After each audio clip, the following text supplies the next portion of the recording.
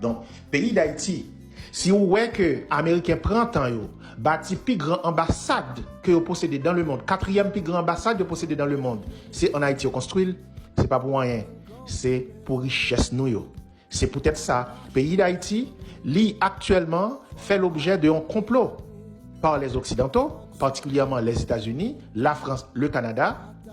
Ils ont utilisé la même méthode qu'ils ont utilisée pour déstabiliser le Congo. Je vais résumer pour vous 5 éléments dans une méthode stratégique que les Occidentaux ont utilisée pour déstabiliser le Congo. Premièrement, ils ont fait une mainmise totale sur le pouvoir politique et militaire pays. Ils ont fait en sorte que c'est eux qui contrôlent l'armée. Et quel que soit le monde qui monte au pouvoir, c'est eux qui mettent. Et si le monde, ça, à un moment donné, il veut changer de cap pour le développer le pays, pour l'empêcher de pillage à faire, eh bien, le monde, ça, il n'y a pas assassiné. Deuxième élément, ils mettent en place un système de corruption généralisé.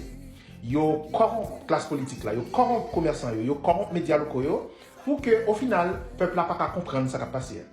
Troisièmement, ils distribuent en grande quantité d'armes par groupes paramilitaires. Actuellement au Congo, il y a plus de 150 groupes armés. Les gens ils servent avec eux pour être capables de signer la terre. Et l'autre bagaille, ils servent avec les pays voisins. Si ils sont censés perdre du contrôle à un moment donné, ils ont armé les pays voisins pour envahir les pays qui ont besoin de déstabiliser. C'est ça qu'ils ont fait avec le Congo. Ils ont utilisé l'Ouganda pour envahir le Congo. Et actuellement, ils ont utilisé le Rwanda qui gagne le groupe armé M23 pour capable continuer de déstabiliser le Congo. Quatrièmement, ils ont délogé la population dans une zone côté qui ont pile de ressources naturelles et que ces groupes armés ont contrôlé les zones.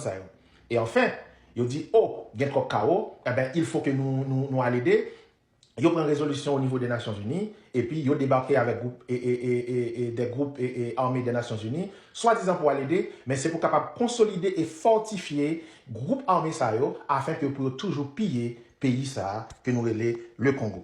Donc, si nous prenons pour observer ça qui a passé aujourd'hui, depuis quelques temps en Haïti, et comparer avec tout ça, nous dit là, nous pas c'est le cap qui est mis pour transformer le pays d'Haïti en un Congo et en Amérique latine? Oui, c'est ça à faire. Premièrement, pas fait être illusion. Depuis débarcation des militaires américains sur le sol haïtien en 1915, depuis lors, quel que soit le président qui monte, c'est eux qui mettent. L'armée, c'est eux qui contrôlent. Et si il y a un président qui t'a monté, malgré vigilance, c'est pas eux qui mettent, il y a foutu un coup d'État ou bien pas assassiné. Mais situation pays d'Haïti. Deuxièmement, ils ont assuré que ils mettaient en place un système de corruption généralisé. Lorsqu'on est du pays d'Haïti corrompu, ils ont venu avec gros l'argent pour corrompre tout le monde dans le système. Ça fait que le système, il ne peut jamais pas marcher en faveur du peuple haïtien. Troisièmement, ils ont distribué les armes en grande quantité partout dans le pays. Au compte combien de groupes armés nous gagnons en Haïti, je dis à côté de ma parole, près de 200 groupes armés. Tandis que le Congo, qui gagne près de 1200 personnes qui mourent chaque jour, il gagne 150. Donc, ça doit attirer l'attention. Quatrièmement, ils ont délogé la population dans une zone côté qui gagne et en pile ressources. C'est ça qui a passé Troutier, dans une zone Cité Soleil, dans une zone Cafoufeuille, et toute l'autre zone que je ne pas citer. Tout côté où vous mettez mon dehors, boule caillou, c'est les ressources naturelles qui gagnent. Ils ont fait que c'est gang qui occupent les zones. Et ensuite, ça a fait, ils ont dit, oh, il y a trop de chaos, il faut que nous allions aider. Et puis, il y a pris une résolution au niveau des Nations Unies, pour être capable d'aider.